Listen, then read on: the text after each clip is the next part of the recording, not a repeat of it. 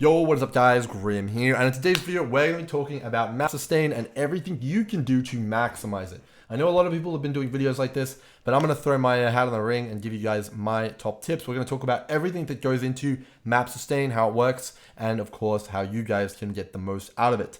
So, you're having trouble with sustaining maps, you're trying to get into the reds, all that stuff like that. Let's break it down. What can you do right now to make it so that you end up with a map tab full of hundreds of maps?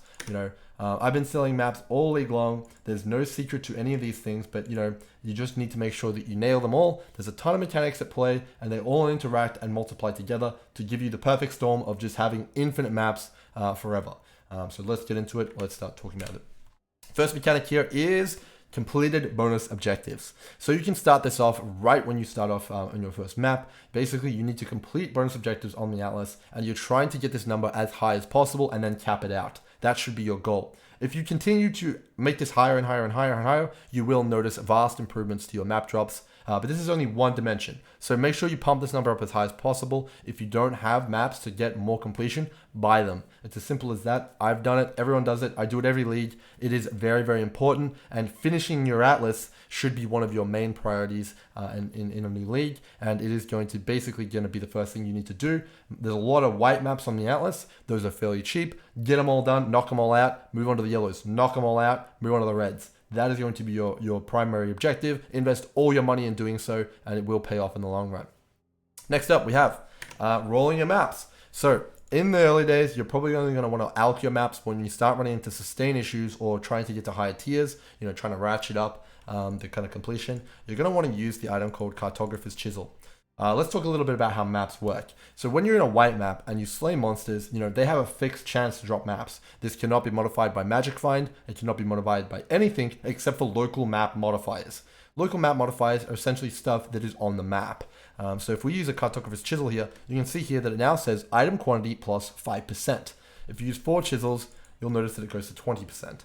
So 20% essentially means that there's going to be 20% more items in the map straight up. Across the board, it's a 1.2 times multiplier. This applies to maps. If you're not chiseling your maps, you're losing out on at least 20% map sustain, if not more in some cases. It is actually completely crazy. So chisel your maps. If you don't have money for buying chisels, find money, because it's really, really important, and it's the main way that you kind of amp up your map sustain. And if you're having trouble sustaining red maps, this is going to be one of the answers. Next up, you should be alching every single one of your maps as soon as you get into maps. You can see that it adds an absolute metric ton of item quantity to the map. We're now from 20 to 94%. This map now has double the chance to drop maps as it did in previous, in a white tier map, like an unrolled map. This is massive. So the difference between someone who alchs and chisels their maps and someone who just runs white maps is basically double. You double your sustain and you double your loot, actually, which is pretty crazy.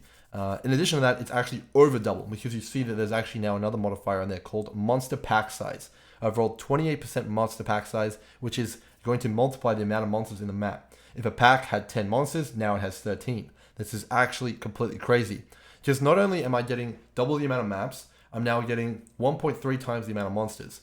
This is completely broken.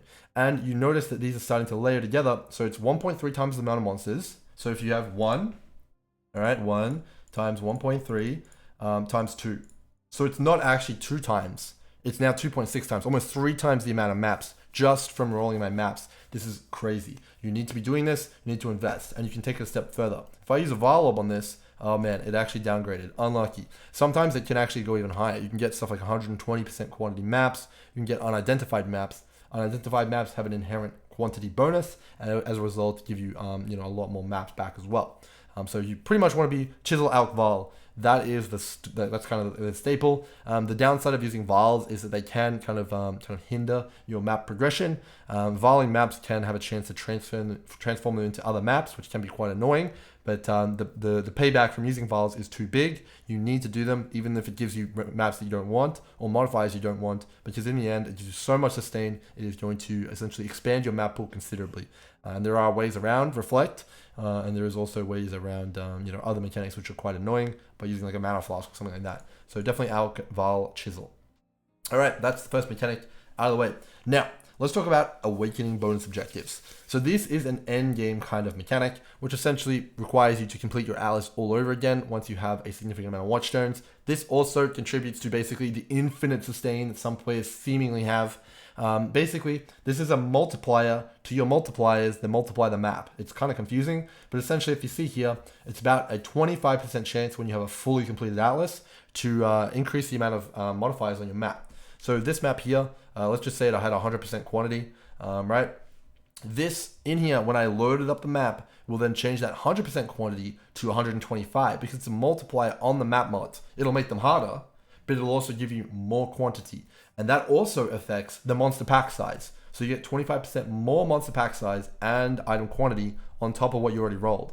So, you know, that's another more multiplier on how many maps you're getting. It starts to really stack up, and already at this point, you should be able to sustain with Chisel Alkval with a high completion bonus and a high awakening bonus. So let's talk a little bit about the completion bonus. The completion bonus, once you get to 100, essentially upgrades all tiers of maps by one that drops. So you actually cannot physically drop a tier 1 map anymore naturally.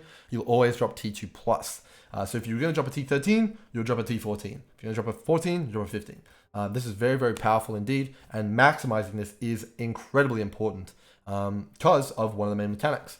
So when you're doing a map, let's say you're doing a T14 map, you actually have a possibility to drop any tier below that is on your atlas. So if you have T1 maps on your atlas, you can drop that.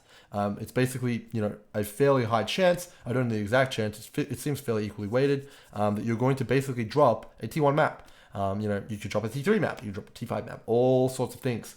You could also drop a T relevant, but that is not guaranteed at all. So basically, high tier maps are very, very important.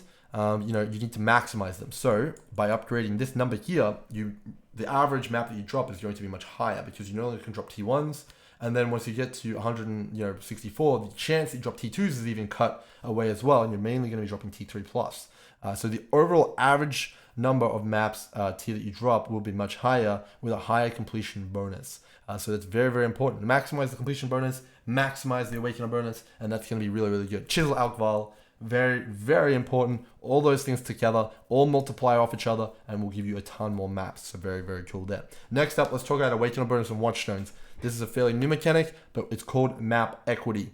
Map Equity is kind of in the shadows. No one really talks about it much, but this is actually one of the main components to sustaining high tier maps, and it's one that most people don't talk about.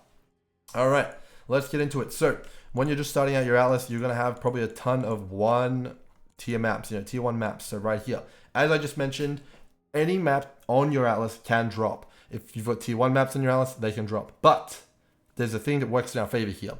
If you remove all tier 1 maps from your atlas by inserting watchstones, tier 1 maps can no longer drop. And when they otherwise would have dropped, you'll get something called Map Equity. Map Equity deletes the map, but it gives you equity towards your next map drop. So let's say you were going to drop a T1 map. It's going to not drop if it's not on your atlas, but that will be saved in reserve for your next map drop and upgraded a number of tiers. And then maybe it gets upgraded to, a T5 map, and then it drops. But what if you didn't have T5 maps on your atlas either? Well, that map would then again also be deleted, and you'd get even higher amounts of equity. And essentially this equity from all these maps dropping, which aren't high tier, all gets rolled into a higher tier map. So if you have literally no low tier maps on the atlas, you only have T14 plus, which is a fully awakened atlas. All maps below T14 cannot drop. They all get turned into equity, and when a map finally does drop, it's guaranteed to be T14. And you're going to get significantly more T14s, like a massive amount of more T14s, with a fully awakened atlas. So your first priority is to roll your maps. Second priority, maximize bonus objectives. Third priority, get a fully awakened atlas, or as high average tier on your atlas as possible. So put watchstones everywhere. Make sure there's no T1 maps anymore. Make sure there's no T5 maps anymore. Raise the overall level of the atlas, and it's going to make sure you get a lot more maps. Very, very important indeed. Combine this with the awakening bonus objectives. When you can finally get your hands on it, you're going to be in good shape. That's going to be a big tip for you guys, and it's actually going to be really, really good. All right, let's move on to the next point. So you've got all that stuff sorted. Let's move on to sextants. So we know that we can multiply the amount of mobs in the map and how much they drop. Well, we can actually just straight up add more monsters using sextants as well. So if you use sextants on a map, on a watchstone, you can see here that it adds monsters to the map. to add 6 additional packs of monsters. In some cases, this can be anywhere between 10 to 20% just straight up more monsters. And those monsters are multiplied by the mods on the map. They're also multiplied by the quantity bonus on the map as well. So all these things, perfect storm of loot and map goodness. Big, awesome. So very good there. And you can use different tiers of sextants. There's 3 different, well, there's actually 4, but 3 main tiers of sextants. Each one of them adds progressively more and more powerful modifiers, but also more and more monsters overall. So Awakened Sextants, I think, add 8 packs, Simple, 4 packs, Prime, 6. So I'd probably recommend for most players to be using Prime Sextants if they can. Of course, these cost money, but you need to invest in them if you want to sustain your maps. They're a considerable factor in making sure you get enough maps back to continue mapping. Yeah, pretty good. All right, moving on to the last point here that we're going to have, well, second last point, sorry. Actually, there's a few points left. We're going to talk about Scarabs and league mechanics in general. So league mechanics are one of the greatest sources of maps in the game, whether that be master missions, incursion, betrayal, all sorts of stuff like that. They all yield incredible amounts of maps and sustain, but also Scarabs in the form of, for example, Metamorph Scarabs, Legion Scarabs, Breach Scarabs, Blight Scarabs. All of these things contribute to your map's sustain. They have tons of monsters in them. They have tons of mechanics that award maps. And you need to be engaging in these if you want to over sustain and end up with hundreds of maps in your map tab, like all of these other guys who are streaming. Metamorph, generally, I would say, if I had to pick it, just a massive anecdotal point here, probably drops a map 1 in 3 Metamorphs, maybe even a little bit more frequently than that. It's pretty damn crazy. So if you engage in league mechanics and get those on there, you're going to be making a lot more money, first of all, if you're engaging these strategies, but also a lot more map sustain, and it's going to be a lot easier for you. So Metamorph Scarabs, Breach Scarabs, all these sorts of things, add more stuff to your map, you will sustain. Alrighty then. Let's move on. We've talked about pretty much everything here. It's only thing that we have left is talking about the Awakener bonus itself, the Awakener level, and then also we're going to talk about the Atlas passive. So, Awakener level. Awakener level is probably the biggest source of map sustain on the entire Atlas. If you actually read it, it's completely bonkers. The higher Awakener level you are, the more of this bonus you will get. Obviously, the difficulty of the overall game goes up, but the more maps you'll get back. So if you actually look at this thing, 4.5% chance to get a Shaper Guardian map and an Elder Guardian map from T14 plus. So if you're in the T14s, when you get there, you have a 9% chance, at least with an Awakener 9 Atlas, to just drop a T16 map. Straight up, 9% chance. Crazy. And there's also another line here, 9% chance for an additional connected map to drop from a unique map boss. That's the map boss, so you already have 18% chance to sustain right out of the gate. Just when you put that map in, bing, 18% straight up. That's crazy. And then in addition to that, you can also take a further 6% to get it even higher. So now you're at 8 to 18, but that's 24% to instantly sustain your map just through getting the endgame systems online. Very good indeed. There's tons of other things you can do. Of course, you can engage in the Atlas passive trees. A lot of these give you a flat chance to encounter league mechanics, like a 10% chance to encounter a Legion. As I mentioned, Legion drops maps. Every single league mechanic basically contributes to dropping maps. You can get all sorts of things around the Atlas.